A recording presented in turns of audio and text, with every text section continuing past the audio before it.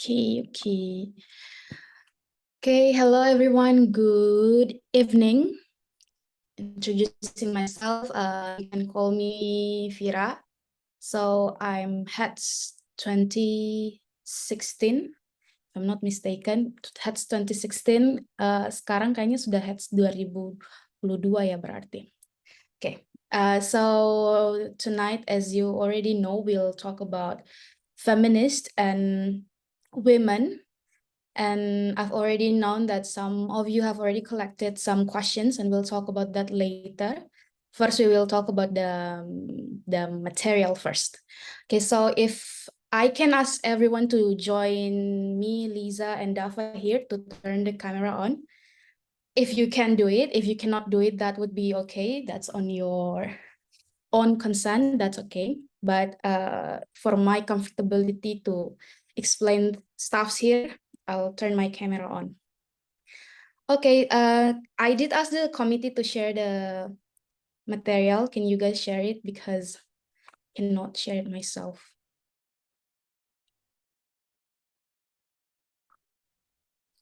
Okay, it's start sharing. Okay.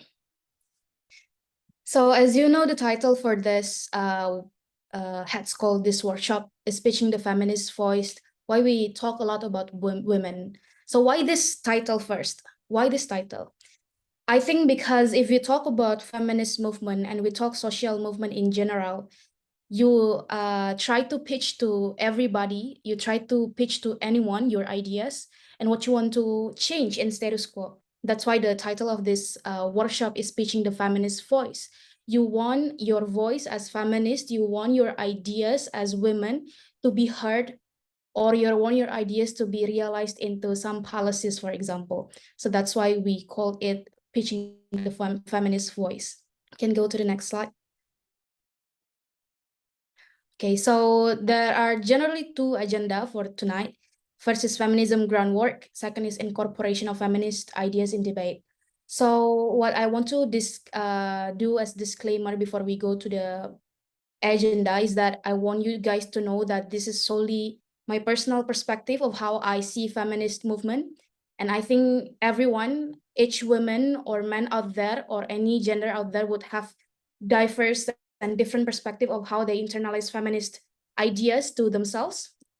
This is how I internalize it to myself, and this is how I want it to be shared to anybody else who is interested to this topic. Okay, next.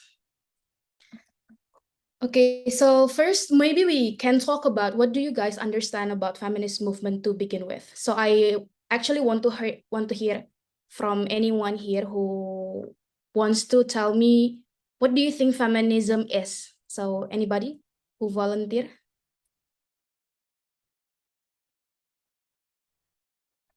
If not, I'll pick one. Can I hear from Yudi? Yudi? Yes, Kak. I think feminist in my perspective is the community that are supporting the agenda of women, especially try to protect the equality for women. Okay, great. Cool, I want Hafiz. As far as I know, feminism itself is a movement that basically aims to protect the equality for women. That is to say, they would like to protect their work quality, their wages, and so on and so forth. All right. Okay, cool. Now we go to the next slide of if I can like summarize what feminist movement is about, I would say that feminism is a socio-economic and political ideology aiming to destroy, dismantle, eliminate gender discriminatory structures, systems, and institutions. So if Yudi say it's about the community, if Hafiz said it's about protecting equality, that's are all about that. But if you want to summarize, like putting an umbrella into what feminist movement is about, you have to dive deeper into the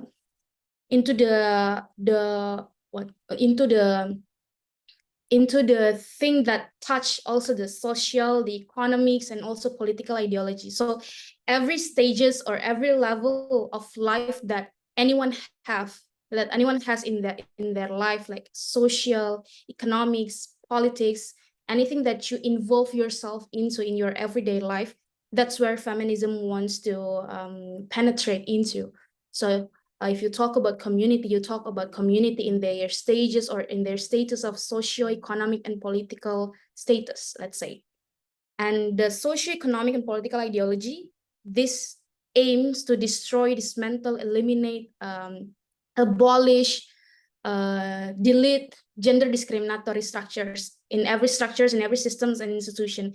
This means that the thing that feminism want to achieve inside of social, economic, and political ideals exist in every structure, systems, and institution, every stages of life and levels of social status that you have. So actually, if you want to see like feminism is there and exists into levels of your life. So it's not as simple as, for example, women who wants to, let's say women who want to be respected in their workplace. It's not only how women want to pass the RUU PKS, let's say, TPKS, let's say. So it's things all about the socioeconomic and political ideology. That's why we also have stages of feminism, waves of feminism that I'll explain later. So next slide.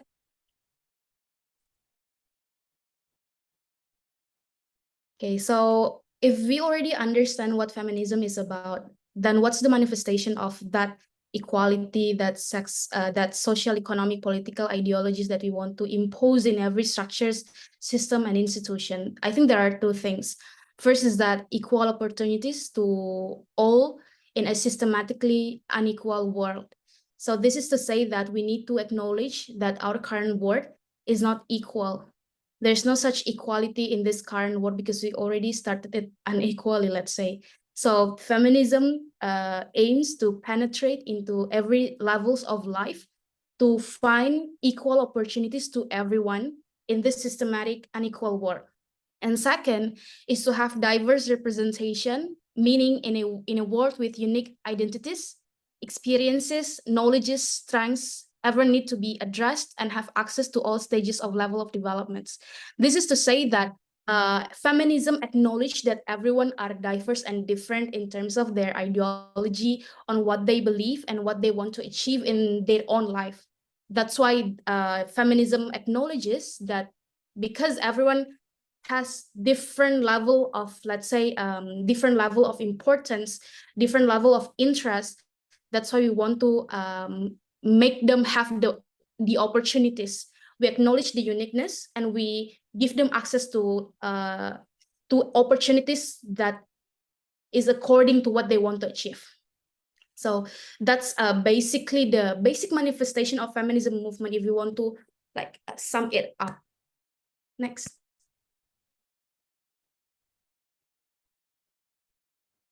Okay, this is the thing that I think very important. What's the difficulties of having to understand feminism and having to debate upon feminism? I think the difficulties that most of people encountered is how they cannot think on behalf of the women. That's first. They cannot feel the relatability of the discrimination. Like that's why when for example we say women are discriminated in a workplace, let's say, there are some level of society and some level of consciousness that they currently have in status quo do not acknowledge that discrimination is actually happen. When, for example, women fighting for gender pay gap, there are people who would not understand that gender pay gap is actually exist, that women receive less salary than men in a similar burden of work. So there are levels of discriminations and there are level of life experiences that people might not understand because they are not the one who are discriminated. So this is to say that when you are into a debate upon feminism movement, feminist movement, you have to place yourself in position of someone who found themselves disenfranchised and discriminated against. So you have to put your self into that emotion and into that sentiment. What about you are the one who did not, for example, get the equal pay? Meanwhile, you are the one who have to pay blah, blah, blah, blah. So you need to put yourself in the shoes of people who are discriminated. And you have to think about how that policy affected you. For example, if for example, you are, let's say, in a gender that rarely experience sexual harassment, let's say in your man, and then you have to fight upon RUU TPKS, let's say, you have to put yourself in the shoes of someone who randomly get harassed, for example, in public, and you have to put yourself in a situation. How about if Indonesia, let's say, does not have that policy? How will it affected you? That's how you can at least, if you cannot be relatable to the discrimination, you can put yourself inside of their shoes. So let's say to however effort that you have put, but you still have this mental block. Or for example, you have this thought of, I cannot support that side of feminist ideals, let's say, because debating on feminist movement, you have to be put in position of affirmative or negative. And sometimes there are feminism ideals that is not in accordance to your initial idealism. So at this stage, you will face mental block, let's say, or you cannot understand, or maybe you just don't want to try. So this is the difficulties of feminist motions, I think, and feminist movement. There are people who, there are times that we need to talk on behalf of these ideas, on behalf of the justice, but you cannot understand how the injustice feels. So I think by acknowledging that this problem exists, will at least push you to pursue this kinds of feeling or emotion in terms of debating. So I think this point is very important and matters for you to acknowledge first that maybe you are not the one who feel the injustice things, but you still need to put yourself on that shoes. Next. Okay, so when people ask why feminism matters, why we need to learn about this, why we need to know why women discriminated. So I think there are 2 points, because discrimination affects material life and hugely negatively impact lives, even to things that are not necessarily related. For example, you are experiencing sexual harassment, let's say, but it does not only affect your like social positioning in your social life, in your among your friends, but it also affects your education, your job performance, let's say. So when we talk about discrimination and how the impact materialized to women's life, for example, we can see on the continuous narrative of women as a second gender, for example, and how they are incapable of certain things. And when this notion profound in our everyday life of women, this affects how they perform in jobs. Example, for example, they're reluctant to ask for a higher salary or a promotion. So even though we already acknowledge that discrimination exists, we also acknowledge how in our everyday life, women are continuously being told that you are lesser than men, let's say, to say it that way. Or for example, you are told that you don't need to pursue high education. So there are certain levels of life construction and life stereotypes that is prompted to women, and it leads to how women react and response to anything inside of their life.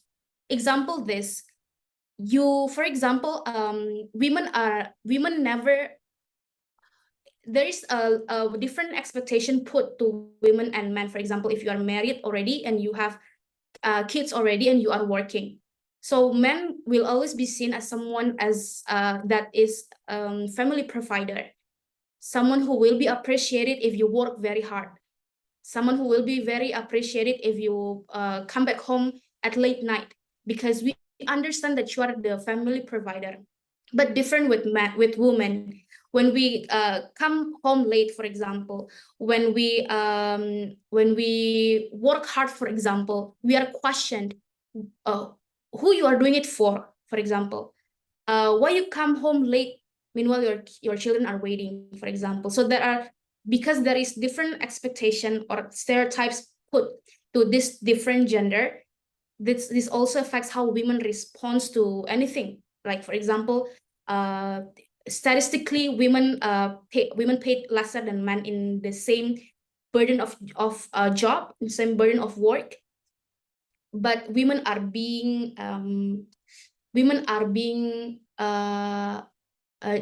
like, for example, when women ask for a higher salary, they are being judged, or we are being judged why we don't ask for a higher salary.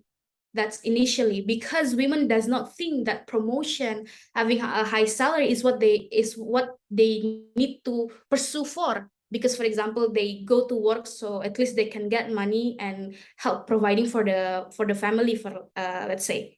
So there isn't any like promotion or having a high salary on top of women's mind, because we are situated and we are positioned into a life expectation that we don't need to do much. We just need to care for the kids on the family, let's say.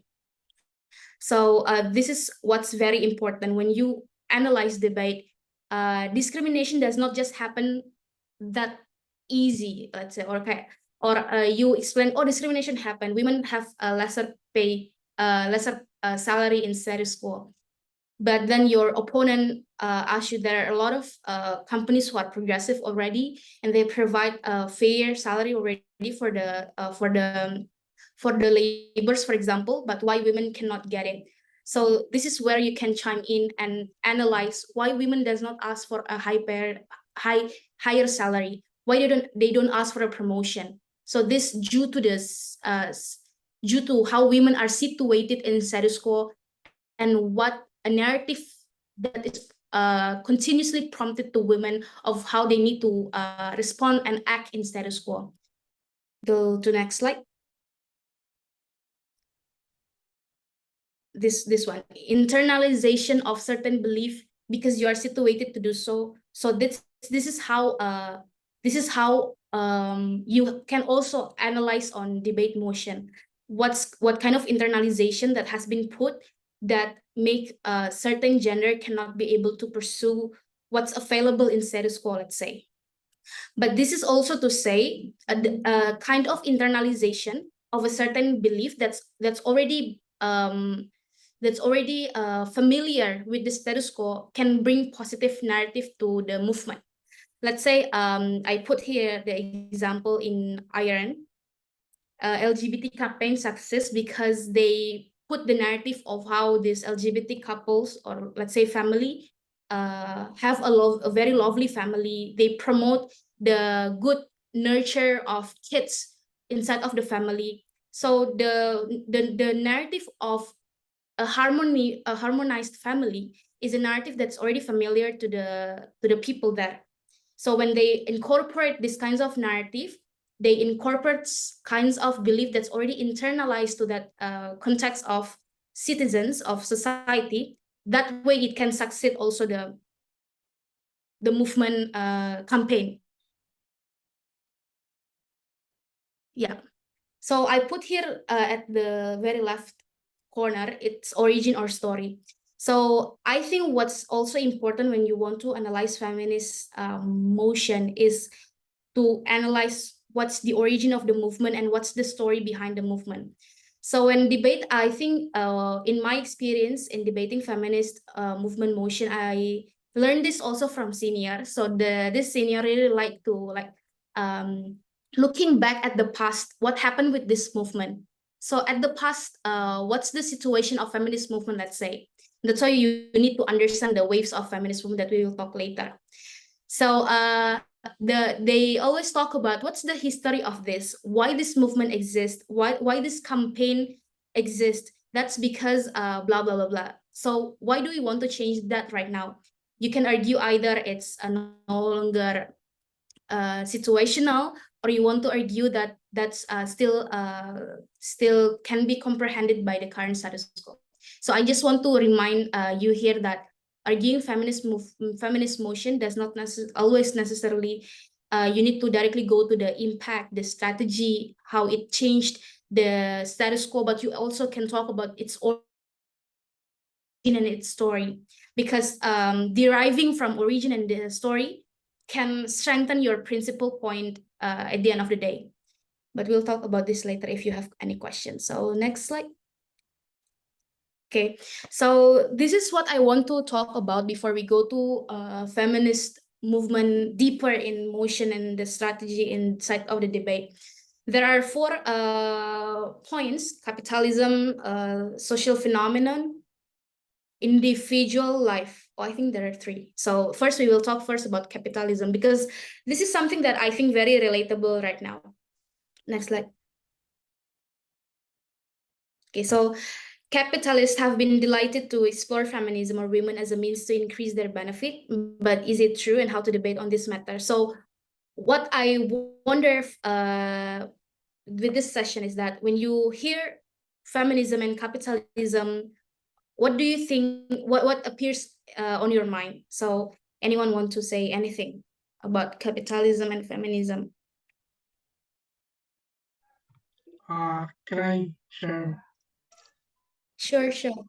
Ya, kalau saya mungkin things about feminist capitalism itu can be can be trace salah satu traction di mana mungkin certain companies, beauty brands or companies yang sell products that capitalize on women empowerment, but at but the output itu comes at the expense of women. For example, makeup companies or cosmetic companies that tries to promote diverse and inclusive skin shade, but at the end of the day, it tends to be not that inclusive, only highlights certain communities or certain part of women communities.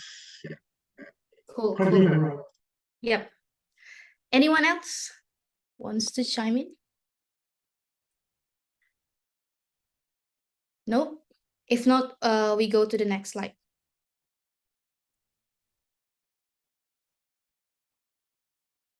Okay, so there are a lot of motion that talks about feminism and capitalism. I put 3 here. First one, this house believes that capitalism does more harm than good for feminism, or something sounds similar, like this house believes that capitalism and feminism are fundamentally incompatible, regrets the trend of prominent business women giving advice, hustle culture, and anything you can read that. Next slide. We'll talk about motion later. Okay, so this is what I want you to know first, the inherent nature of capitalism. So there are 3 things. One is that capitalism is about privately owned means of production. So there would be certain group of people that will own the resources of production, that will monopolize that resource of production and then capitalize it. Second is forces are determined by free market following larger profits. So any decision made inside of capitalistic world or inside of business, let's say, will always be determined by the free market. What does it mean by free market? What I mean by free market here is that it will be determined by how people react to your business, to your resources. So if they like it, then the forces will be increased. If people don't like it, then the business will be failed. So this is inherently how capitalism works, right? And last is that capitalism is inherently exploitative and oppressive. Why is that so? Because there is always an imbalanced power between the owner and the labor. So however hard you want to argue that capitalism can be progressive, let's say you want to say, or you want to argue that company are prompting friendly policies to their laborers, let's say.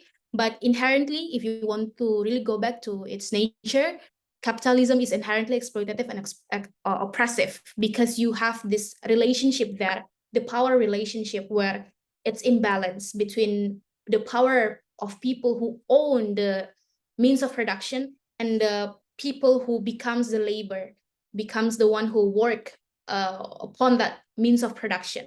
And this labor, in this context of our workshop, would be women. Okay, next slide.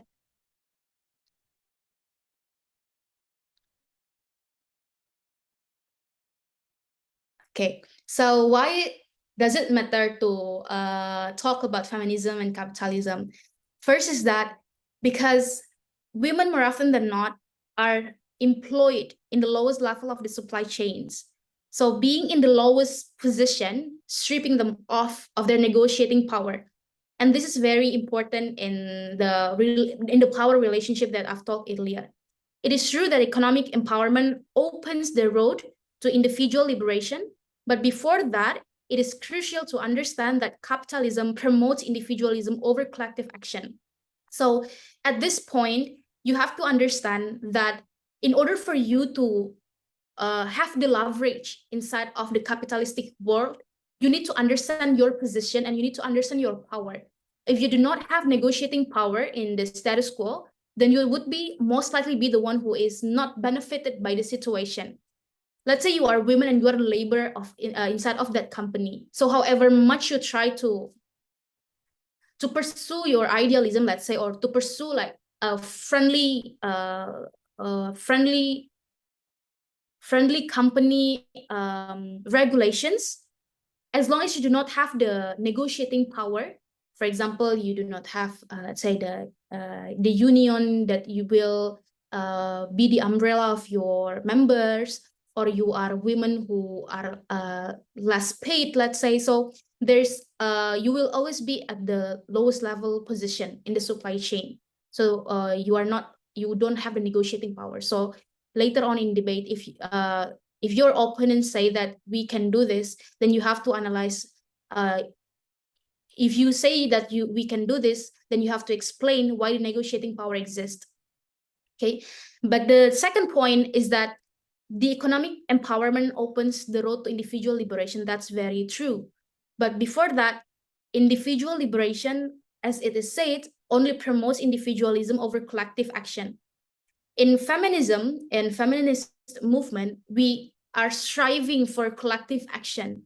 We want everyone that is vulnerable and disenfranchised group in status quo have to have the chance of development and have to have the chance to climb the ladder. But as long as we are inside of the capitalistic world, which focus on individualism, then it's very hard to champion feminism in a capitalistic world. That's the point. So I understand there would be motions like saying we have, like, for example, if you're a working woman and you get to have a good salary, and then it helps you to liberate yourself. That's very much true. But if you want to make it back to the movement, we question, does this how the movement wants to look like? Is this the person that the movement wants to support? Because if it's not, then it's very hard to champion this movement inside of capitalistic world. But second, when you are familiar with the issue of gender pay gap, like you think if gender pay gap issue that's been voicing out inside of our status quo right now, or for example, issue like top managerial position for women, where women can be like executive leaders and such. So this is actually the living example of what we call bourgeois class bias. This means that it fails to acknowledge diverse needs and is not representative to diverse aspiration of women of color. So we'll talk about this later, about intersectionalism, how feminism have multiple layers of identity that overlap to each other. And this leads to how needs and representations should be diverse. But in the case of how we would like to see economic and how they try to help what women want to pursue, equal pay gap and top managerial position is still far from the idealism of feminist movement. That's what's very important, because it fails to acknowledge diverse needs and is not representative to diverse layers of overlapping identity women have. Okay, next.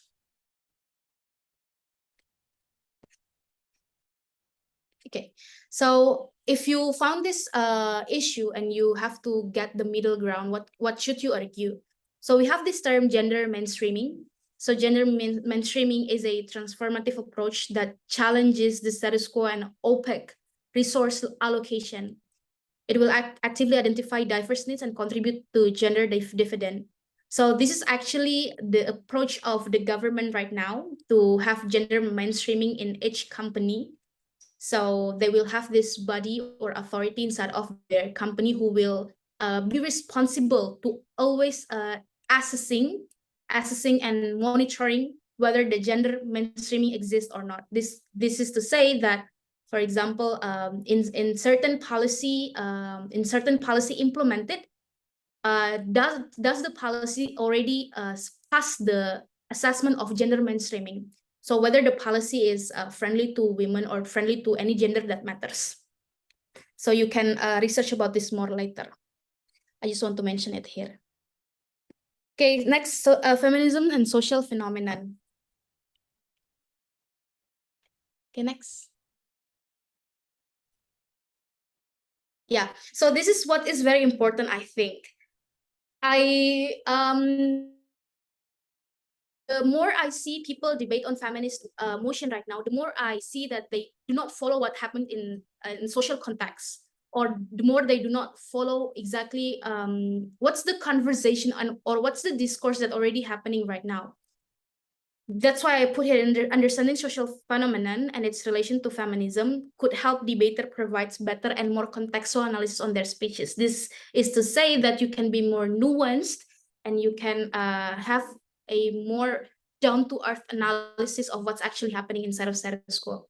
Next.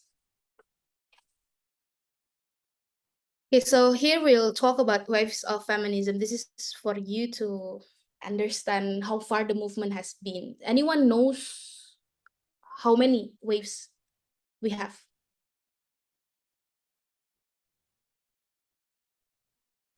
If I'm not mistaken, there are 3 waves of feminist movement, Kak. Okay, 3. Anyone else? Yeah, there's another discourse. They say that there are already 4 waves. Okay.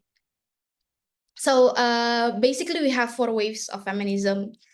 The first wave of feminism focus on fighting for the right that was had by men that time. So any right, political right, voting rights, anything. So if women in 1844, 1848, women cannot vote, so feminist movement was there and say that women should vote. So any rights that women does not have, that's the very first stage of women fight that time. The second wave focus more on what's personal to women. So they fight on domestic violence. They fight upon women should have the right to file a divorce. So anything that's personal. That's why the mainstream terms that you would hear from that wave would be personal is political. So any personal life experience that you encounter can also be politicized. For example, the domestic violence, it's personal experience, but it also can be politicized by having policy of blah, blah, blah. The third wave feminism focus on how women get to understand intersectionality. So they get to understand what happened in the second and first wave was too much focusing on and is very biased to the white women. So that's the birth of intersectionality, where women of color understands that they experience different level of discrimination that is not the same as what white women in the first and second wave experienced. So women of color does not want to fight for right to work, for example, because they have been working all of their life, because they are someone who are not affluent economically, let's say. So that's the birth of intersectionalism. The last wave talks more upon we can say like individual liberation, but the highlight of the fourth wave would be the #MeToo, where we focus so much on sexual harassment and making someone coming out that they are also relatable with the sexual harassment. So that's the fourth wave, and we are currently in a fourth wave where we have a lot of women understand feminism in different ways and want to pursue feminism also in different waves. This is what's very interesting, because you would find different issues brought in status quo, but you would also see women react to it differently. This is where the understanding would be very, very sporadic. Like you do not understand what exactly feminists want to achieve in status quo, because this woman say this other woman say this account of feminist movement say this, but other account of feminist movement say this. So that's how the confusion exists, and that's why it's very important to understand that intersectionalism exists, and diverse and different levels of understanding of feminist movement also exist. That's why approaching a debate of feminist movement, you should understand the context and what's currently happening inside of the society discourse. So let's get to them one by one that I think important and exist in current discussion.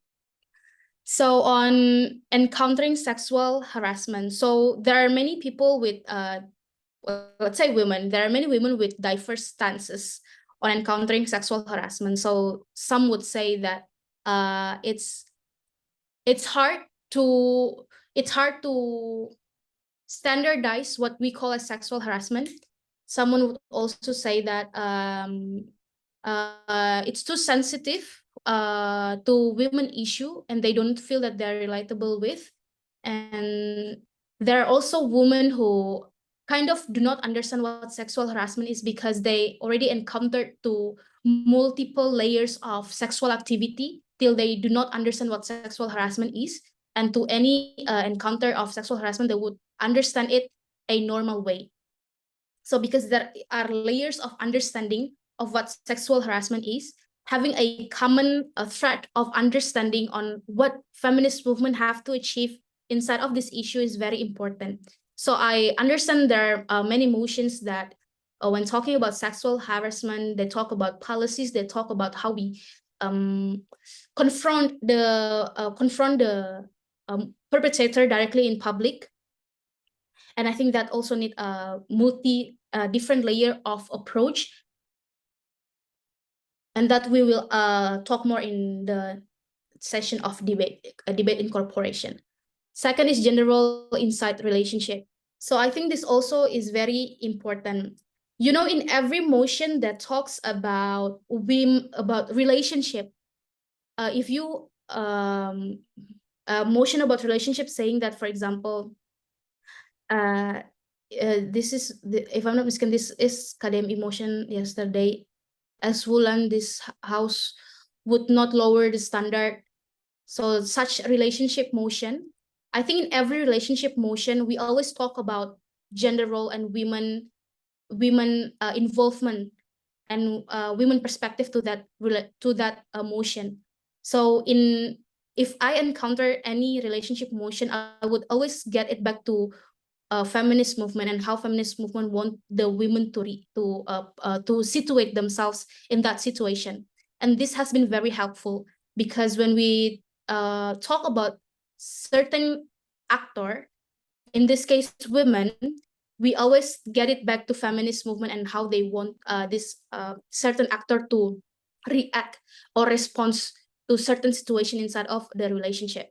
Third one is hookup culture. You understand that people supporting hookup, people does not support hookup, and this is very relying into which part of feminist movement that you want to pursue or make it as a goal inside of the motion. And last is policies that include in gender equality and social inclusion framework. So you can read this later.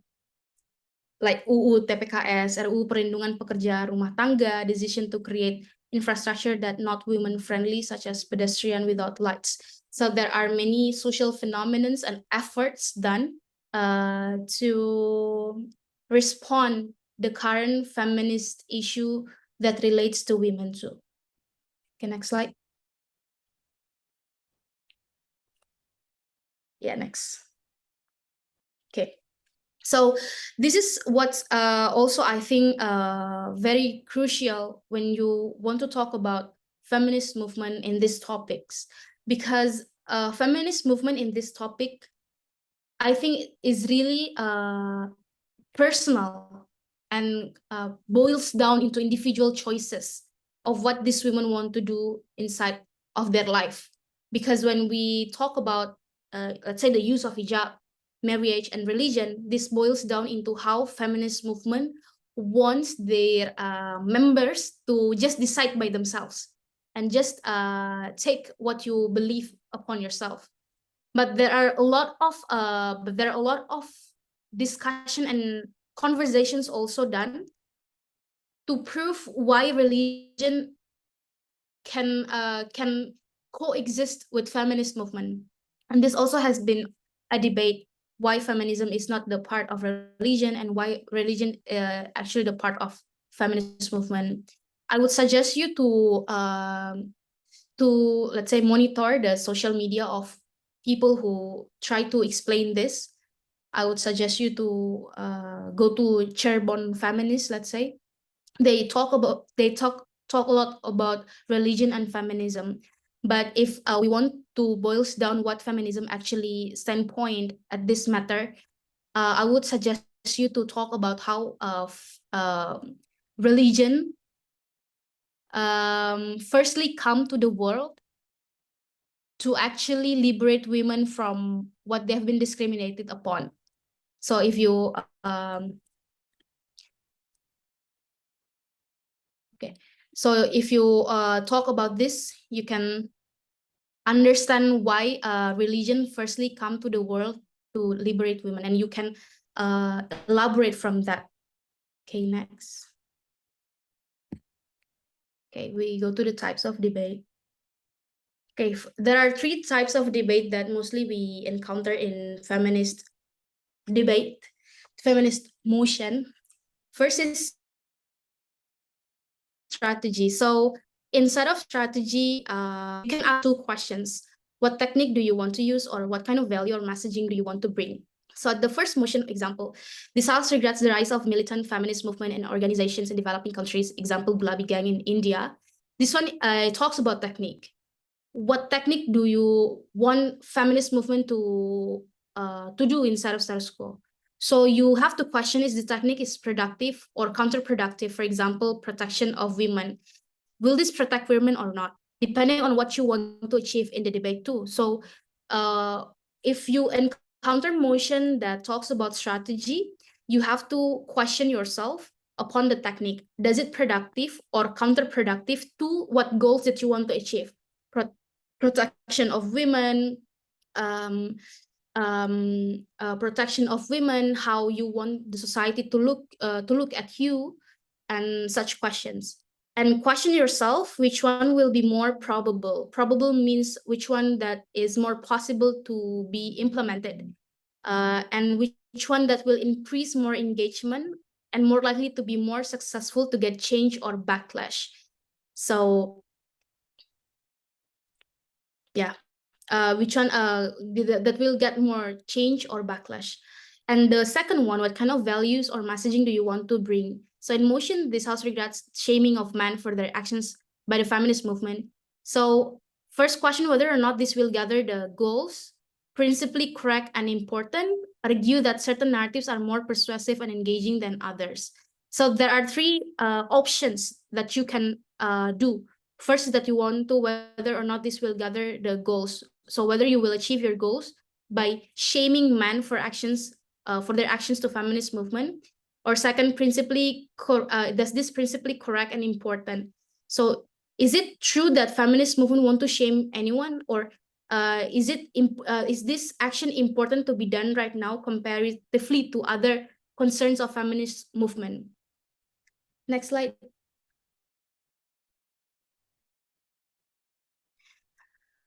Prioritization. So first is principle purity versus compromise change. I think this is very common. So you want to pursue feminism in its purity, or you want to compromise for change. In motion, like feminists in India should attempt to infiltrate and reform the arranged marriage industry as opposed to fight for its abolishment. There are many questions that you have to ask. Whether or not we stay on something principally sound and more in the core of the movement, or not. So is that the right thing to do? If you stay in something that's principally sound means something that is upon the interest of the feminist movement. So let's say you argue that feminist movement stance is that they want to let anyone choose who they want to marry with.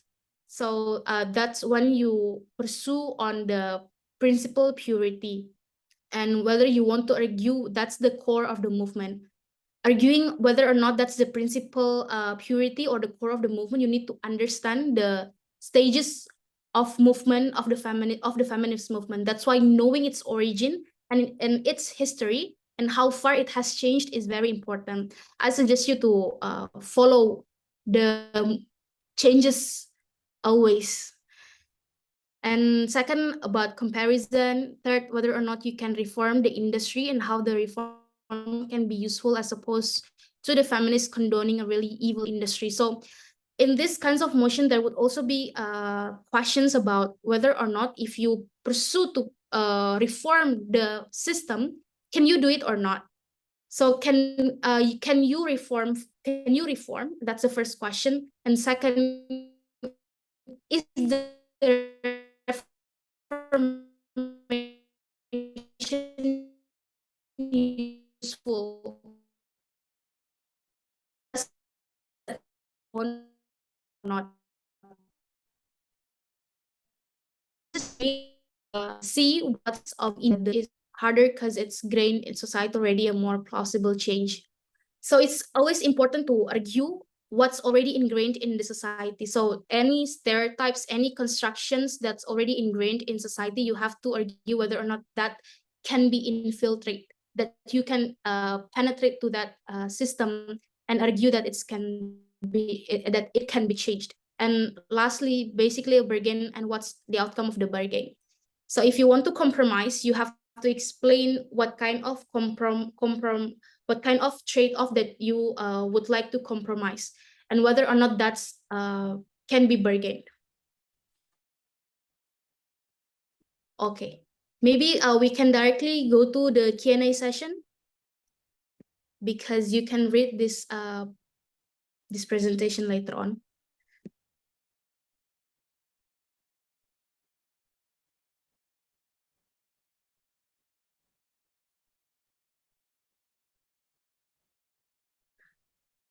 So this is the list of questions that I got. But if you have another list of questions, should we answer the list of this question first?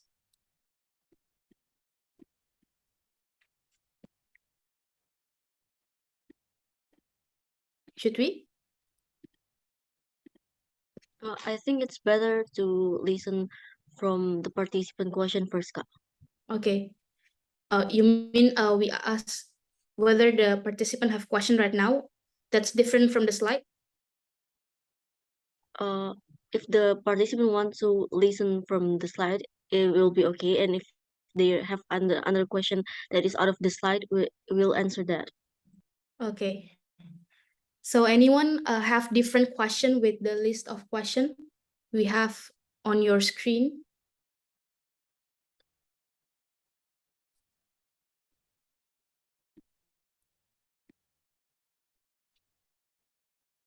Okay. Okay. Mungkin maybe my question is apa ya, motion specific, because this is based on one of the examples of feminist motions that I've found during debate practice. So the motion is as feminists, this house supports that inclusion for financial. Sorry, this as feminists. I think I forgot the exact wording of the motion, tapi intinya itu as feminist, feminist supports that financial inclusion policies should only be reserved for women, and that automatically means that men will be excluded by this financial inclusion policy. As a feminist, I think, can you explain how to advance in this motion by explaining that why exclusion for men is something that's actually aligned with the ideals of feminists? Because I think as a opposition, you can just go like by explaining that they support feminist one because principally it's about gender equality and excluding others, but I think it's much more complex than that, because uh, principally in feminism, you can also say that why feminism is about supporting the most disenfranchisement. In this case, it's about women. But I want to hear from your own perspective, Sika. Okay. So I think actually, if you already find a motion that compares directly, which one should we prioritize, which actors should we prioritize, that's I'm not going to say that's a lot easier, but I think that's a more like obvious. That's the word I'm searching for. That's more obvious to argue. I think initially in feminist movement, how you have to understand the movement is that although we have I will talk to internal feminist movement, women between women first.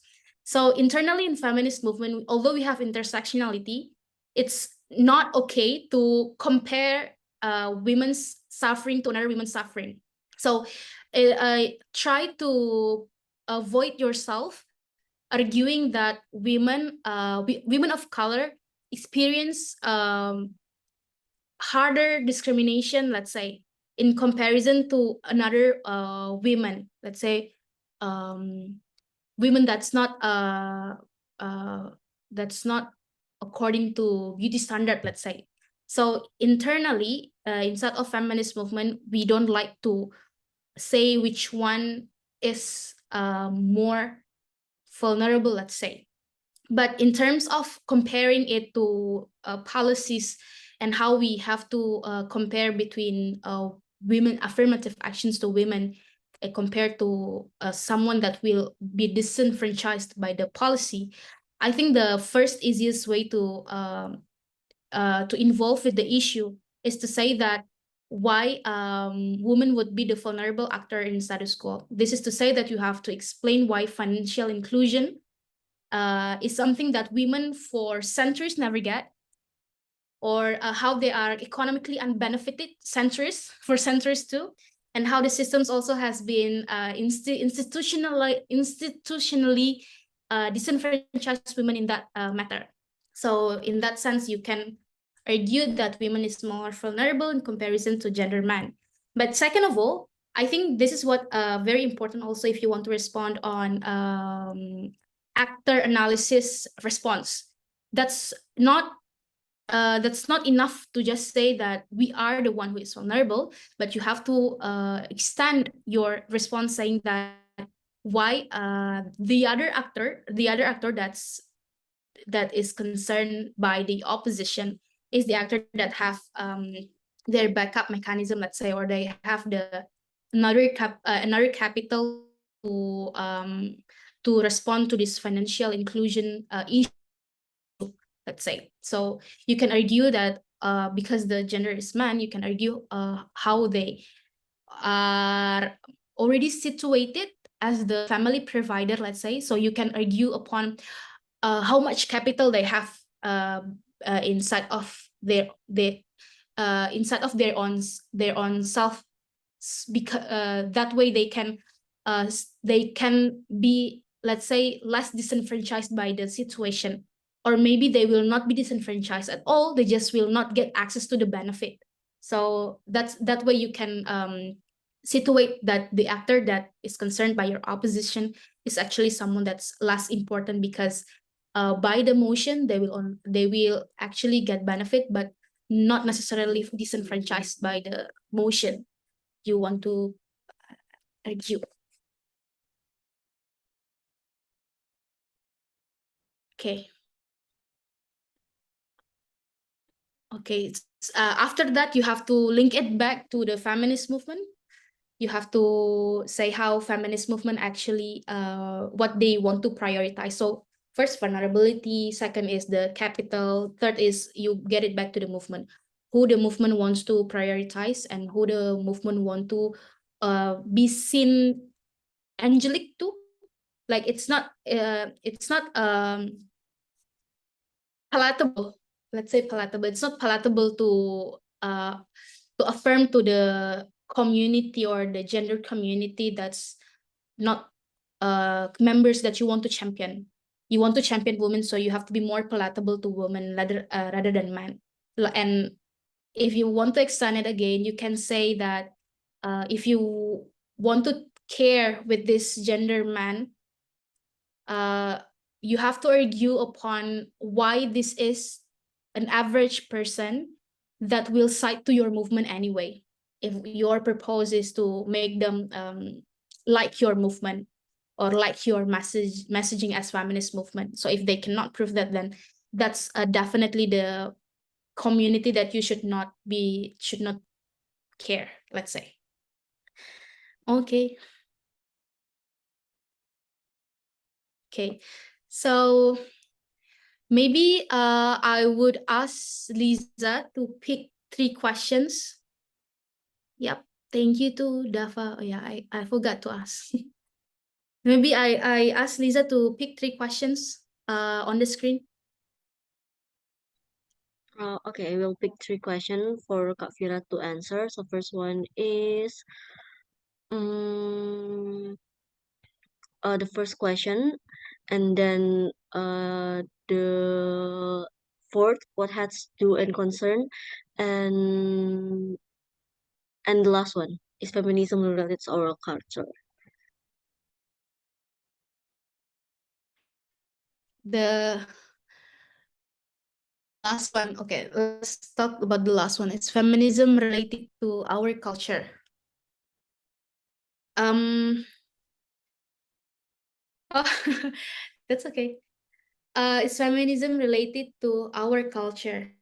If I want to interpret the question, maybe you want to argue whether there is feminist ideals that also exist in our cultural ideals. I'm not actually sure, because how feminist born is upon how women feel disenfranchised by system. So it's about voting rights, it's about filing divorce, it's about domestic abuse. So I'm not really sure is this problem related to cultural things or not. But if you want to argue that feminism relates to the culture, you can always pick a point. You can always pick a perspective upon that. This is the same thing like you also arguing whether there is feminism inside of religion. We can always pick a point of view there. So whether you want to, in religion, you want to pick a point of view where Islam came to give limitation of abusive actions done by men to women, so that you can pick that it's actually the idealism of feminism. In culture, for example, let's say we talk about culture, culture that discriminate women, for example, and then you want to argue that feminism need to infiltrate to that culture and abolish that discrimination. I'm not sure that's the right way. That's the right way. So you have to understand that culture things they have their own people, they have their own member that is devoted to that culture, and you cannot just change it directly. Furthermore, if we talk about a culture that is traditional, so for example, in Korea, they already have this culture of Asian culture, let's say. When I did my research, I cannot say in my research that I want to have feminism ideals implemented in that culture, or I cannot say that the culture is wrong in the perspective of feminist movement. So that's the thing that you have to concern. We cannot really inject feminism that way to culture. But if you want to find its relatability and its relation, you can always find it your way. But if we talk about pop culture, like for example, how it is consumed and how feminism affects the way we consume pop culture, it is because feminists always see art as a way to educate and a way to share their idealism. So if you talk about pop culture are influenced by how feminists also want their movement to be seen, or how they want women to be treated inside of the pop culture itself. So maybe that's if you want to talk about that pop culture. Next is, what's the second, Lisa? The question about HEDS. HEDS, what HEDS do and concern about feminist movement. I don't think that I have the capacity to speak on behalf of this because I think as organization, there are things that we cannot certainly do because we are binded by the regulations and the system that we agree to sign upon. Like we are on behalf of our university. So there might be certain things that we cannot do, or certain things that we cannot campaign, certain things that we cannot say. But in the heart of what I understand HEDS is, I think we are celebrating everything that individuals, including women, want to do inside of this organization. So I think if you have any ideas, if you have anything you want to do, if any women inside of HEDS want to do like women based event, let's say, I think HEDS would very much appreciate it and very much celebrate the idea. But let's talk about the technicalities later. I think that's my answer. But you can do anything inside HEDS. The next question? The first one, Kak. Why women given less chance than men? I think if you want to really know, you need to research it like centuries ago. Why is that so? But if you want to talk it in today's context, I think chances and development of individuals cannot be determined by your own grit.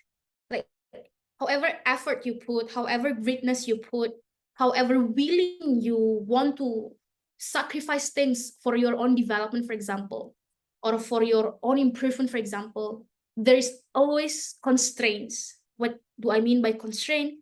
Is, for example, systems, institutions, structures. That is to say that people involved there. Do people involved there acknowledge that women should be given chance? So that's another question, right, from this question. So you need to see what's inside the structure, what's inside the system. Does the institution is women friendly or gender mainstream? That's how you need to see this. This is also the same case with individual privilege. We're talking about privilege and individual effort. Like we know that in social media we talk about how people have the privilege to access things. That's why they can achieve many things. That's also the same thing. If you don't have the privilege of having someone that is conforming to your interest, to your idealism, then it's hard to get more chance. That it's hard to get more development upon to yourself. So that's how I see the answer of the questions actually. So we are given, it's not that we're given less chance than men, but it's just that the structures and the systems and how the institutions operated from back then is already not women friendly. And they're also operating on behalf of the stereotypes and constructions that already ingrained. For example, in a job opening, let's say, company can legally put that they only prefer men in that job position, and company back then legally make the requirements that way, and no one punishing them for that. That's to say that it's not whether we are given last chance or not, the system is already corrupted, and like how the system is already not conforming to the women friendly policy. That's what we want to change right now on feminist movement. Yeah. Okay, I think that's already 3 questions that we want to answer. Okay, thank you, Kak. So I think that's all for your presentation. If you have any other closing, Not really. I think if okay, so we're just going to move. yeah. Okay, so I think we're going to move to the next session, that is joint practice. So we need more volunteer, I think, or if there is anyone who is wanted to volunteering starting the simulation, please raise hand so that we can allocate you. Alberto, Nazal, we have 2 person that is already committed to join the simulation. We need more people waiting for the record. Okay, so we're going to start the debating, calling the first speaker of the government team with the motion of this House believe that given limited resources, feminist campaigns should prioritize directly targeting men rather than empowering women. First speaker of government, time is yours, 7 minutes 20 seconds.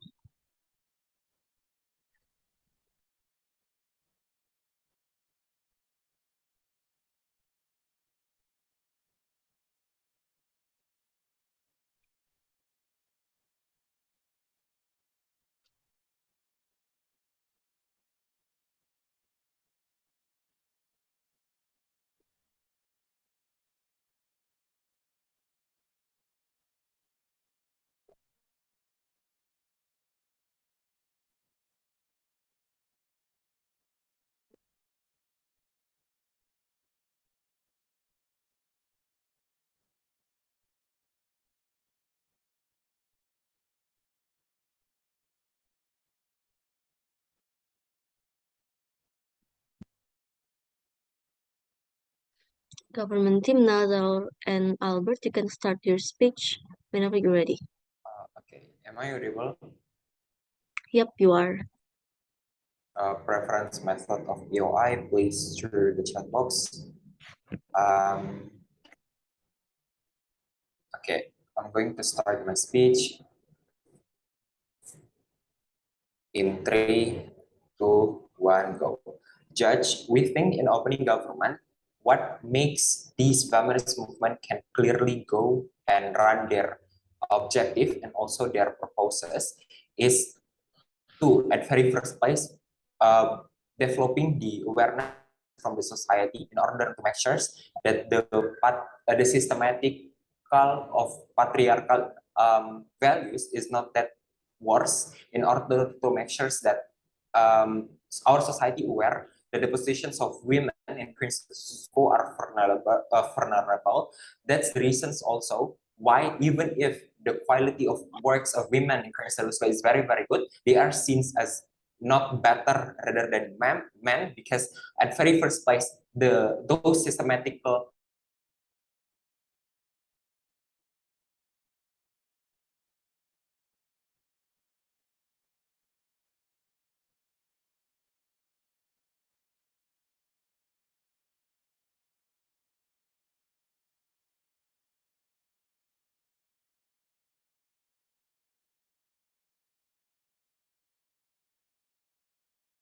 sorry tadi terkat, saya sudah ganti jaringan.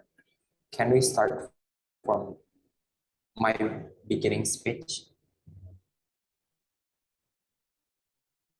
Okay. Okay, I'm going to start my speech in 3, 2, 1, go. Just as I said before, that the awareness is playing significant roles in our society.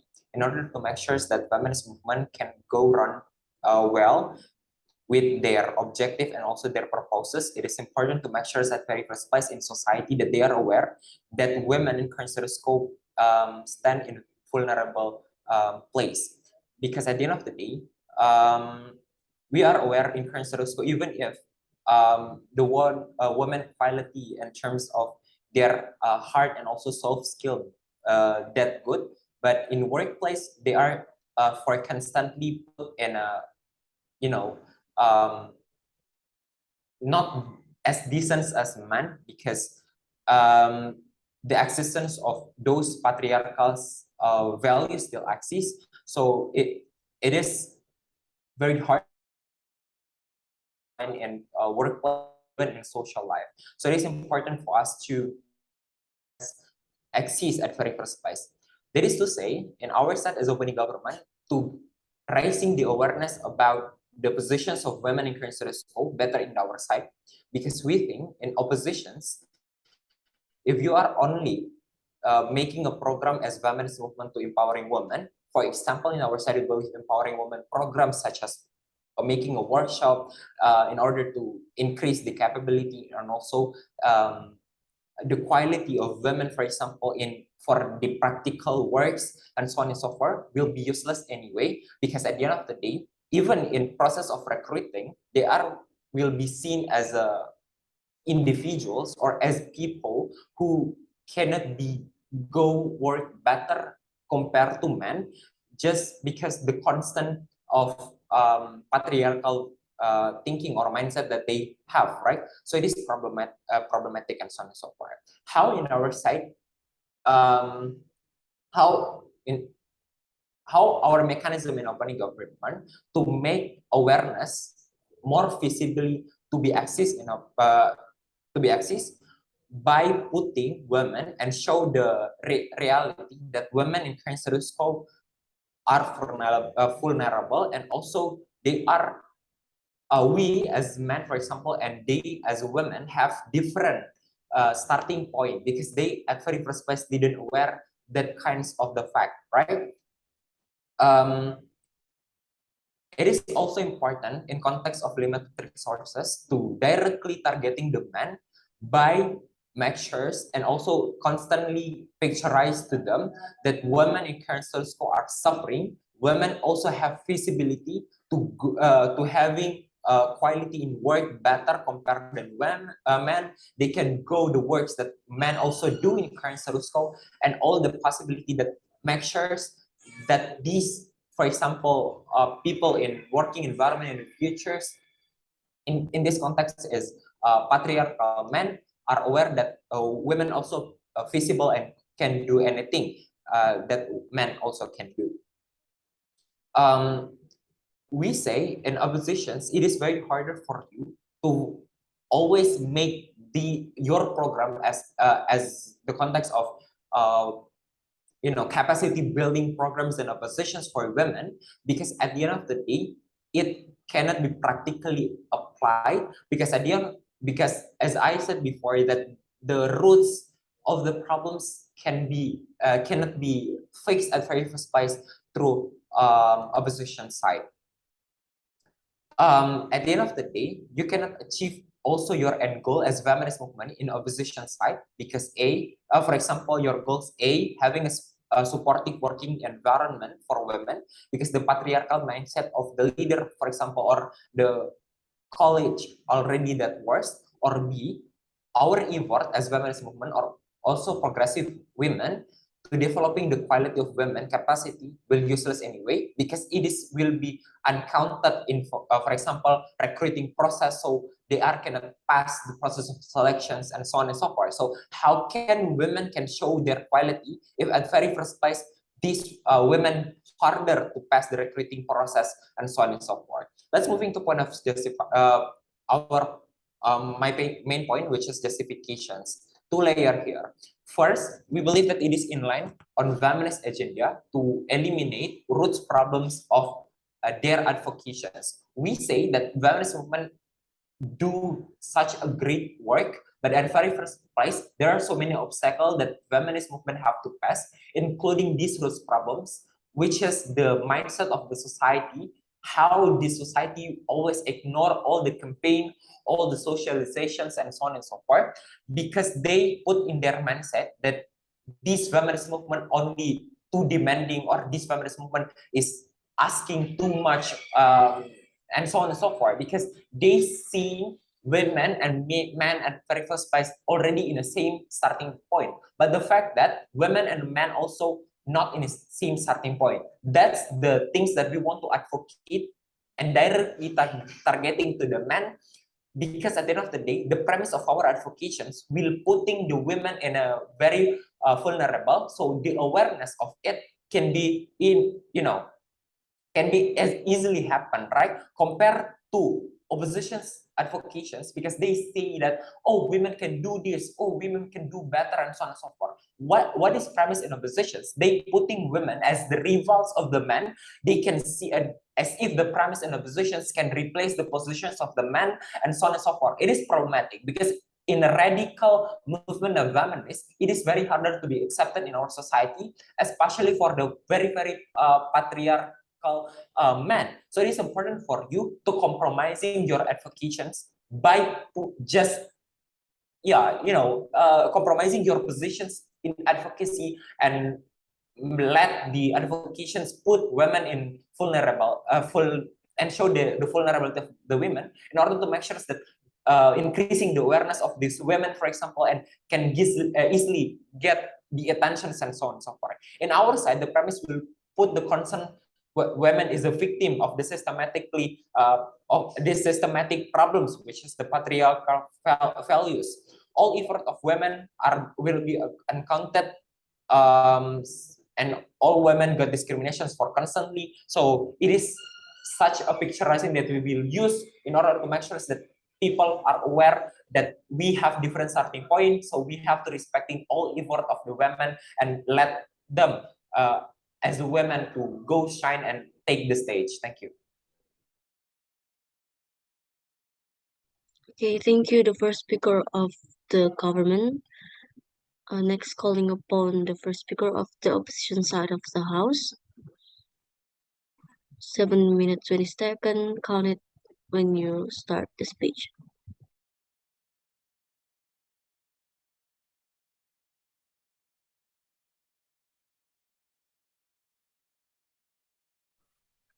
Check, am I audible? Yep, you are. My preferred POI method is just unmute yourself, since I won't be looking at the chat box during my speech.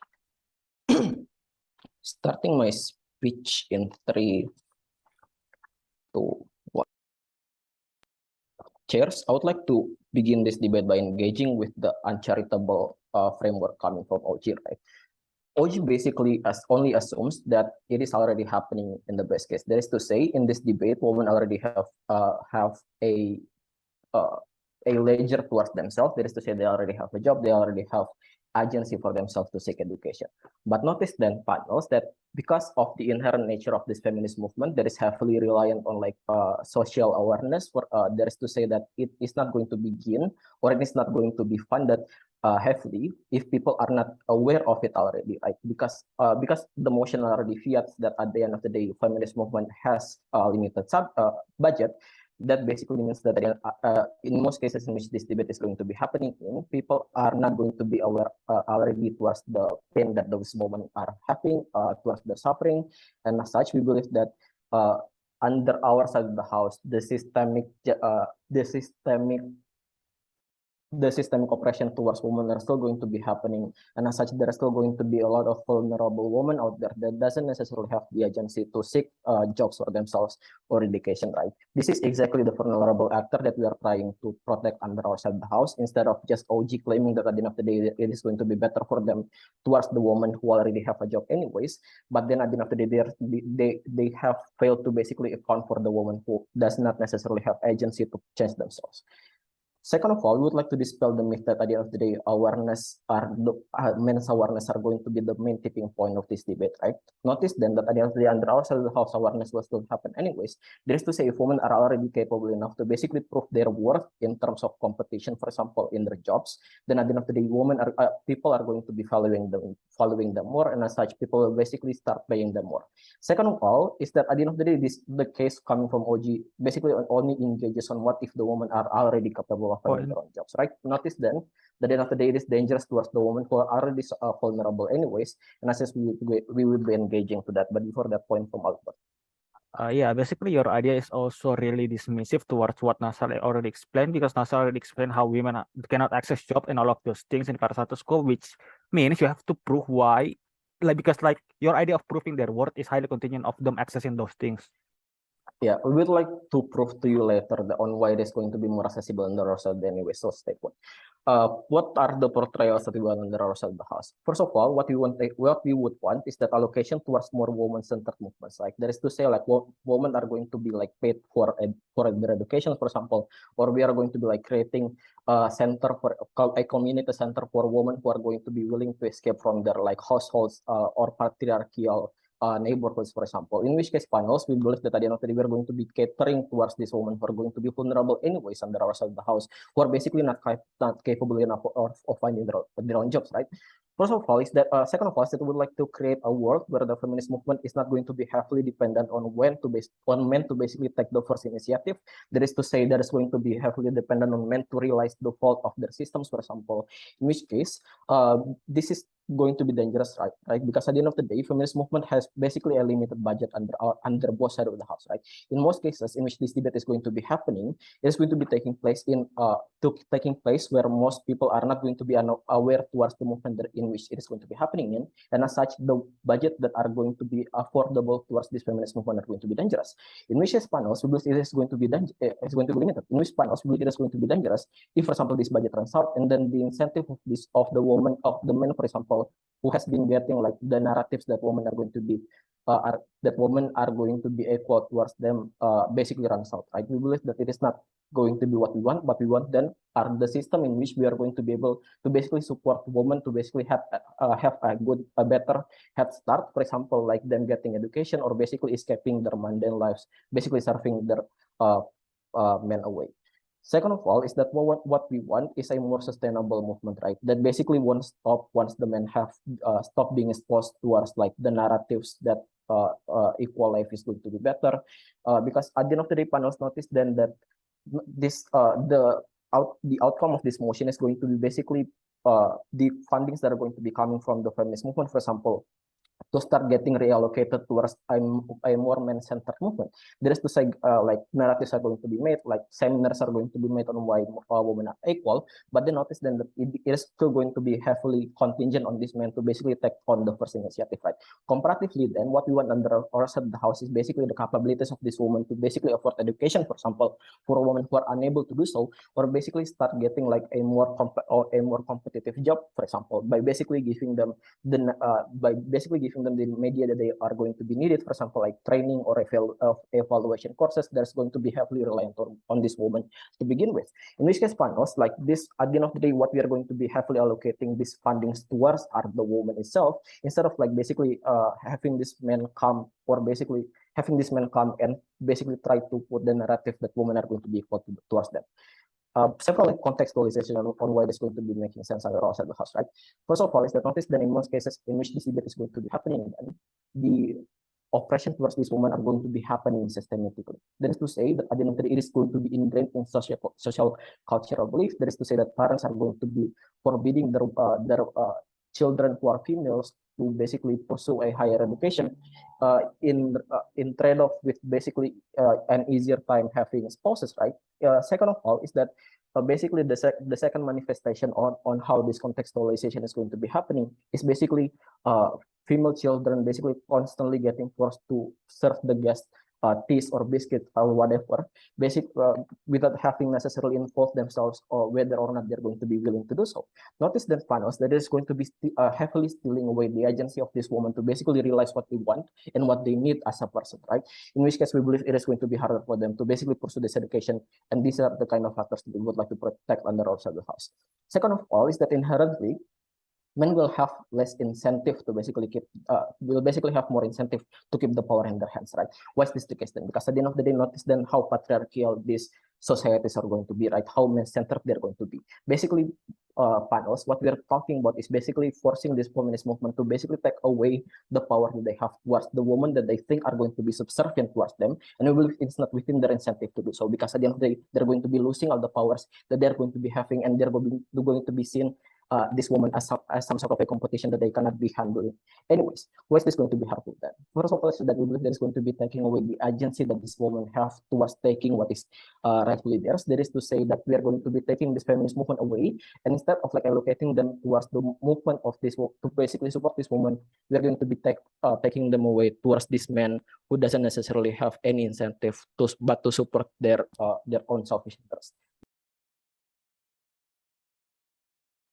Okay, thank you, opposition side of the house. We are going to the second speaker of the government. 7 minutes 20 seconds. Count it whenever you start to speak. Hi, sorry. Can I go to the toilet really quick before I start my speech? Yeah, I drank too much. Okay. Okay, cool. Thank you. Please close it when you are back.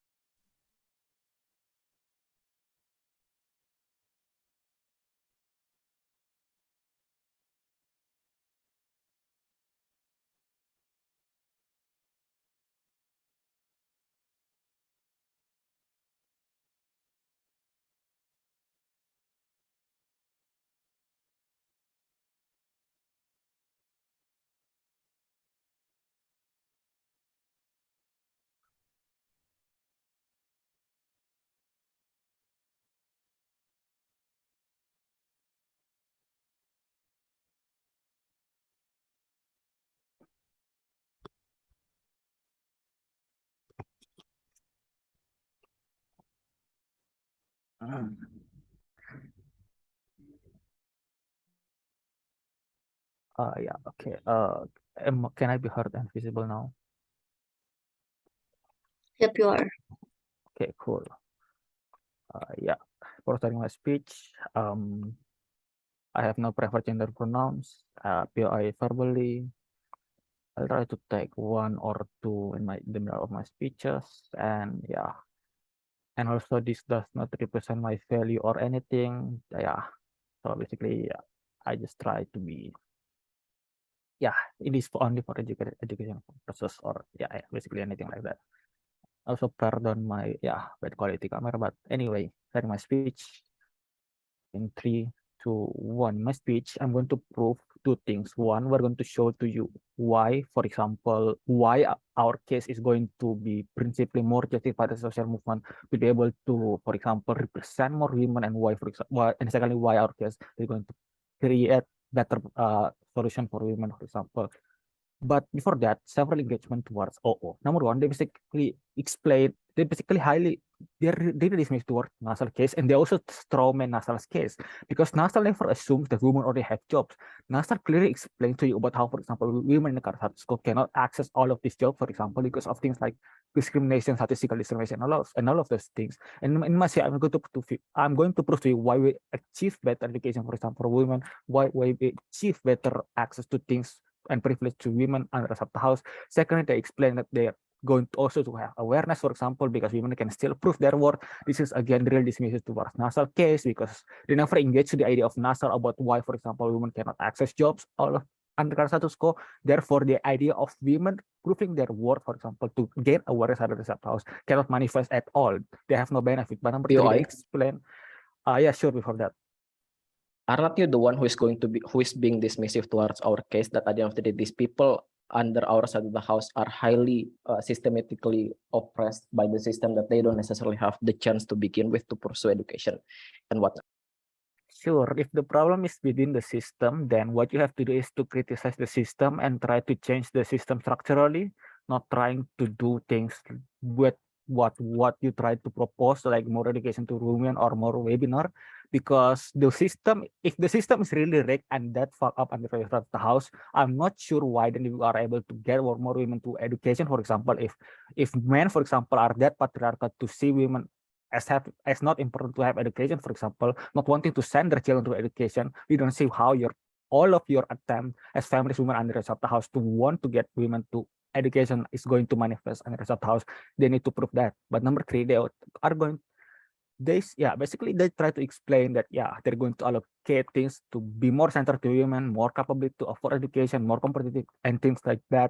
Number one, they need to understand is how, for example, the current status quo and why, for example, men are highly, but like basically the current system is highly contingent upon men, for example, because how, for example, the current status conservative families where men take the lead and decide to care of their wife and the children, for example, where wife just try to suck, where women try to come to men, for example, in households, for example, while men, for example, trying to tell children to not go to education because they do not see that as something important, or just basically they just simply say that you just have to, for example, go marry some rich man or things like that.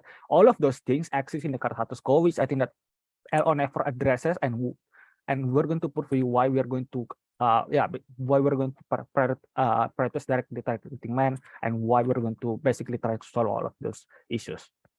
So basically that's so first, why is it principally justified? First layer, why advocacy should be in a forum that is more catering towards more people. Number one, because it is limited resources. Number two, because within that movement, there is more responsibility is to ensure more people are going to be helped, are going to be represented. Second layer, while trying to empower women under the soft house is not going to be representative toward all women. Number one, because empowering women under the soft house is not that accessible. I have several reasons. Number one, because things like discrimination in workplace, things like statistical discrimination where women are less likely to get accepted jobs because they are more averse to risk of getting pregnant, and that will, for example, that companies see them as that they are going to trade off their productivity, for example, when they get married. Or number two, things like on how their benefits are likely to get whitewashed or only accessible to privileged women, things like being free from societal expectations of children, things like getting all of those access to education are highly contingent on the idea that the system is rigged, therefore we need to directly attack the system. Number three, the prerequisite of freedom and self-preservation and self-empowerment are on the axis of privilege, things like education, things like access to things being free, like to basically being free from a conservative family that dictates you on the status quo on what you should do and what you should not do. Or number four, this also looks like education are probably only accessible to white women. This also looks like first and second wave feminism that advocate for the rights of women to have property, to own a property, for example, under their name, which are only accessible to women who have education, are only accessible to women who have the privilege to access all of those things, and they are going to left behind women that are not going to be able to access those things. Women who are underprivileged, women who are living under pressure of conservative family. Number five, this also looks like to be able to, i.e., like to be able to understand the concept of empowerment, you need participation from women themselves. While I'll never put to you why women are more likely to participate, because they're just going to show you those education, not explaining why they're going to participate considering the status quo, which I have been explaining so far.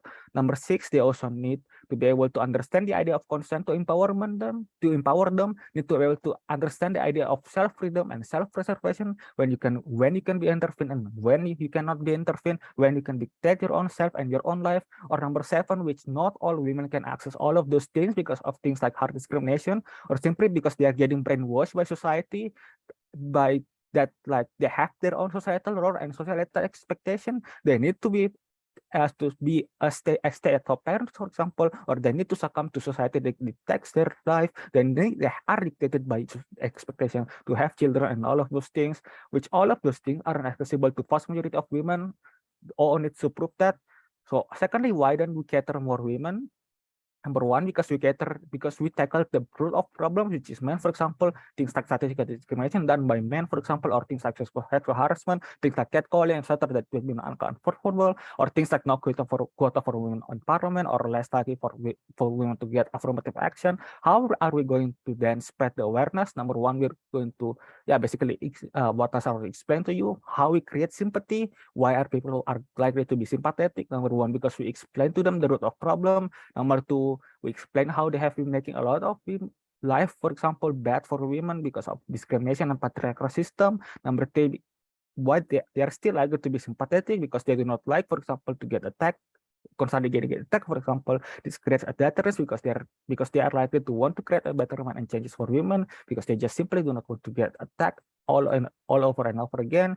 But how then we're going to create structural changes? Number one, we are going to tackle, for example, things like expectation for women to succumb to patriarchal system, things like women expectation to have children, and all of those things, which are rooted from men and their own patriarchal mind. For example, the impact, number one, more access to things like education and jobs because men do not like to protect that, because they will also get things like more affirmative action and all of those things proud to propose.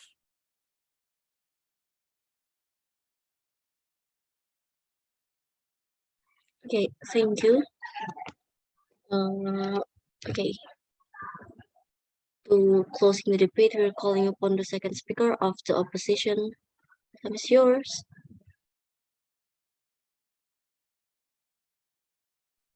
Check, am I audible? Yep, you are. All right.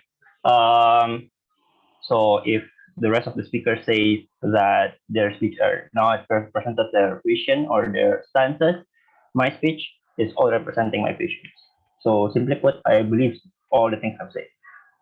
Secondly, please give me POI through any possible platform you gonna do, because I also see the chat box, and third of all, that's just it.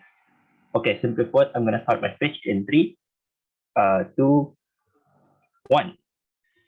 Certain clarification before I'm giving you certain extensions, right? First of all, we are saying that limited resource means that whatever strategy used is fairly consuming this movement or feminist movement a lot. So basically, there's a dilemma on prioritizing moves deal with the feminist movement. We are saying the government is entirely wrong because they are pouring resources into something that is not practically feasible. I'll explain to you why. But here's the thing. Secondly, we are questioning their mechanism used to execute the allocations of resource and how they're going to allocate it, and how men significantly can contribute to changing the status quo that continuously oppress women. It is very shallow. It is only perceived like change. It is very shallow on how the assumes oppositions will do also, and how status quo work. There are only assumes that women or feminists catering to women only by doing webinars on developing programs. That's not it. I've explained to you why on our side is more complex than that. But second of all, they don't explain like men's position as to how important it is to make them collectively changing their mindset, right? But third of all, they say like basically this is the most important thing that the government say, right? They are trying to claim that our team has been strawmanning the idea about women does not have the ability to access work. Since the government crying about this a lot, let's address it. First of all, even in developing countries, they are already have the ability to access work. I'm saying that even in countries like Indonesia, in countries like Bangladesh, many people have, many women already entered job field. But the real concern is how feasible it is to increase the quality and set them aside from the discrimination from men. That's the most important thing to be addressed. But the choice is only two. You are pouring resources to women, or you're pouring resources to men. But let's see, or let's be charitable, right? Let's assume that they cannot access men. Two things to engage. First thing, arousing men ego and playing with them can do nothing to women anyway. Since you are not explaining men's position and feasibility to do two of them to shift and creating women-friendly policy on the ground. No explanation from them. Second of all, Alberto even says, like it happens on home basis, on families shaping their minds of their children for it. So then when the campaign focus on men, if is visible anyway. If the society are brainwashed, then how people suddenly can change all their mindset? This is highly questionable in the government sector house, right? Our stance is very clear. We want to use all means that focuses on women's well-being and put them onto system to basically change law instead of pouring it to men that consumes us a lot. Not to mention the backfires that men does is significantly harming the women's process or progress to achieving gender equality, right? My first speaker talks about individual women experiences that catered more when you allocate these limited resources to women. Simply put, on this very messed up work and a very systematically horrible work, my first speaker telling you how we save them by catering them and how they're receiving education and how to save them, right? But let's talk about the bigger perspective and address the core issue on how we're going to the system. Welcome to my extension. Two things. First of all, why change as the most important thing cannot exist if we are pouring our resources to men. I'm going to explain to you what is the characterization of change and why is it important. Change could be only happen and it should be from the top to down. So even in opposition, we believe that the change can be created through putting women in strategic places and making sure that they're creating policy that only affirms the women's needs, or simply put, affirmative action, right? But here's the thing: in status quo, it's so hard to achieve those things because the position or the possibility or the feasibility of women creating those policies could only exist if women took the wheel and changing the policies. But the reason you cannot do it simply because men filling the position. Let's characterize how men, when they are in power, right? Men are comfortable with their position. They are throughout the times feel that the policies that discriminate women are the most comfortable thing for them. So even if you are trying to arouse them, telling them, and makes them changing their policies cannot work in the side of the house, and they cannot explain to you why. That is why RUU TPKS is only visible when you are putting women in the parliament and changing them, right?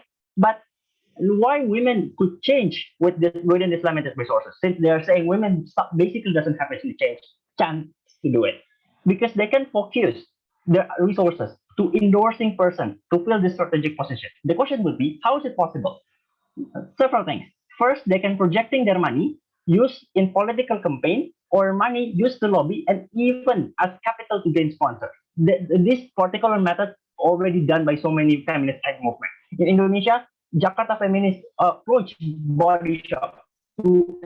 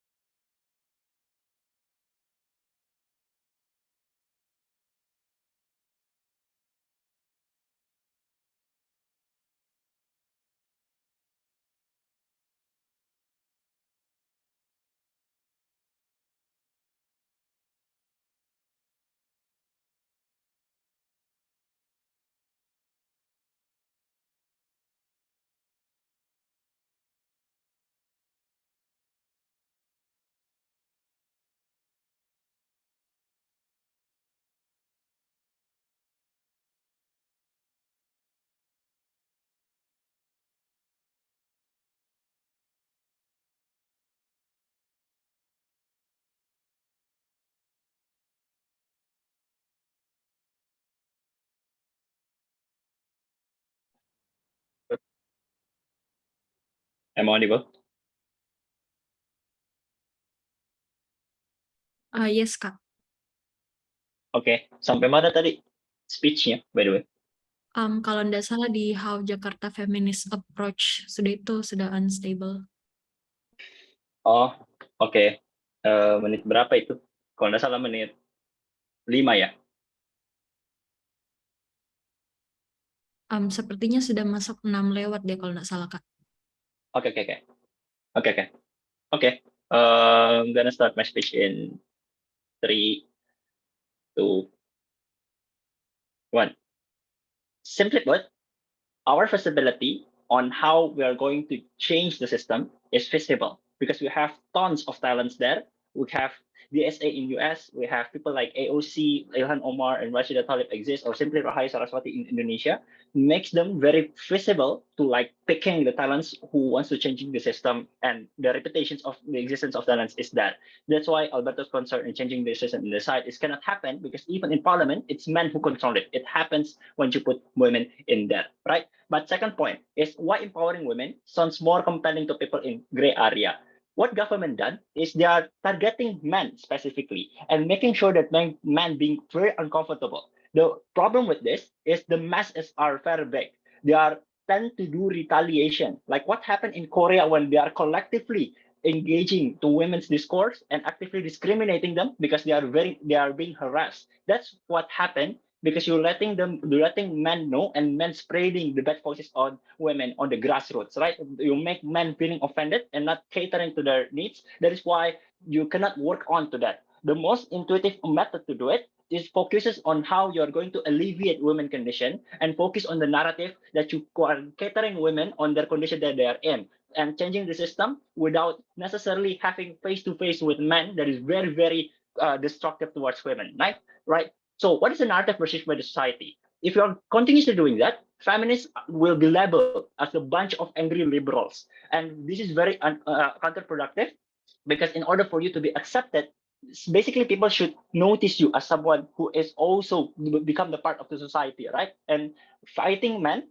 also means and can be perceived as fighting the human per se on how the traditional conceptions of how ideal human being can be done also perceived in their side of the house, right? So simply put, our two approaches or two arguments basically stating about how legally or how structurally you can approach this man and the visibility also exists in their side of the house, in our side of the house.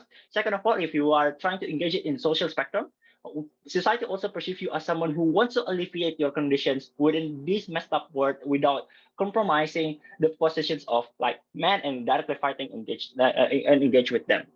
Proud to oppose this motion. Thank you.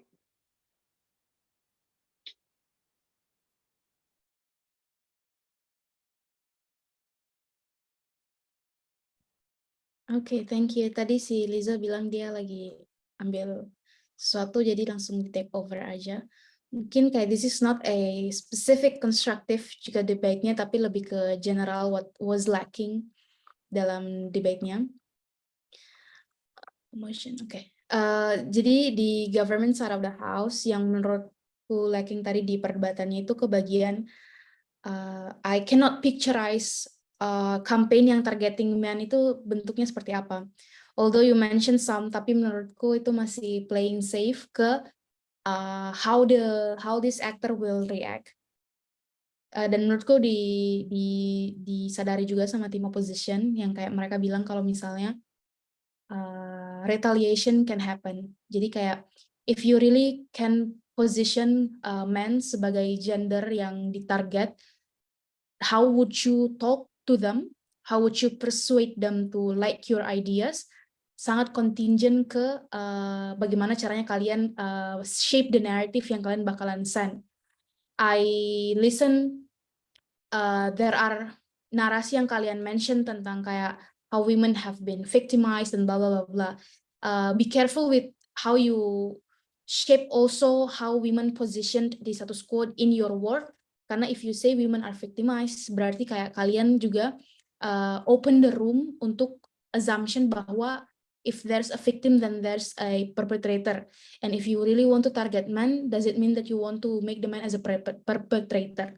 That's what's the careful thing that you have to see. And the opposition and the government second of all, menurutku belum kelihatan kayak kenapa ketika targeting men, what's the actual benefit yang bakalan kalian dapat, because I don't hear any penjelasan bahwa kalau men itu is a fluent target yang bisa leverage the position of women. Karena you cannot deny kalau the campaign yang kalian mau diprioritize itu juga campaign yang kalian mau juga lakukan gitu, kayak empowering women. So you have to reconnect your targeting men ke bagaimana pas kalian sudah target men, dan empowerment of women itu at the same time bisa kalian achieve at the end of the day after you deprioritize them. In opposition, menurutku kurang kayak kenapa I think in this motion sebenarnya tidak bisa di strip off 100% kalau misalnya you don't have current narrative yang targeting men anyway. Jadi you also need to involve ke scenario di mana sekarang feminist movement juga targeting men in what way begitu. Dan kayak that target itu adalah an enough way to engage to that gender community. If what government want to achieve adalah community gender ini juga tertouch gitu, base-nya di status quo. Jadi there should be a compromisation dan an acknowledgement of current efforts yang si feminist campaigns-nya sudah lakukan to begin with. Dan menurutku if the motion talks about given limited resources dan ada campaign yang harus satu diprioritize, satu tidak diprioritize, you have to explain the opposition kenapa empowering women sekarang, before you go, kenapa empowering women can work dengan menjelaskan, dengan nge-display all affluent actors yang bisa support kalian. You have to jelaskan dulu kenapa in current status quo empowering women itu not necessarily enough already. I heard explanation kayak tentang bagaimana women masih sulit bla bla bla bla. It boils down into a burden untuk menjelaskan sulitnya di bagian apa dan akhirnya empowering women-nya bakalan di priority di bagian apa. Because you cannot just directly take what status quo right now dan kayak go as what status quo have right now. But in order untuk membedakan why status quo needs to be dipertahankan dan diimprove, you have to analyze apa yang kurang dari empowerment women sekarang dan apa yang perlu diimprove di bagian campaign itu.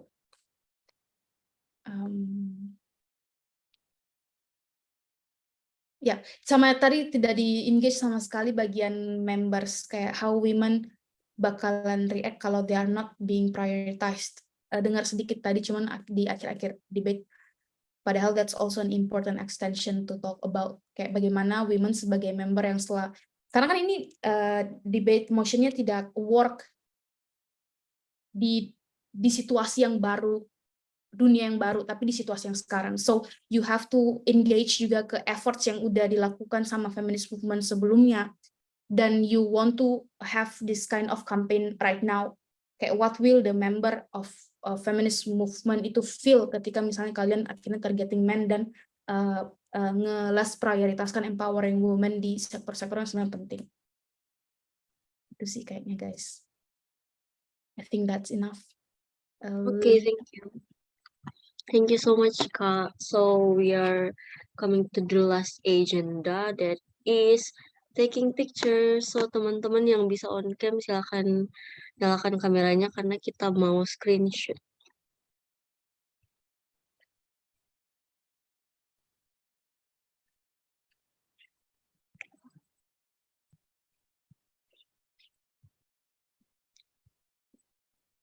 Oke, silakan on cam yang masih mau. Di chat box juga kita kirim attendance form, silakan teman-teman isi. Silakan yang masih available, silakan turn on your camera.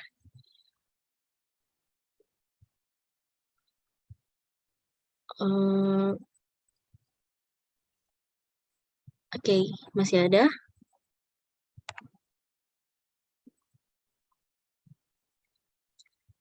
Okay, I'll take this screenshot. 3, 2, 1. Oke, sekali lagi. 1, 2, 3. Okay, thank you so much, everyone.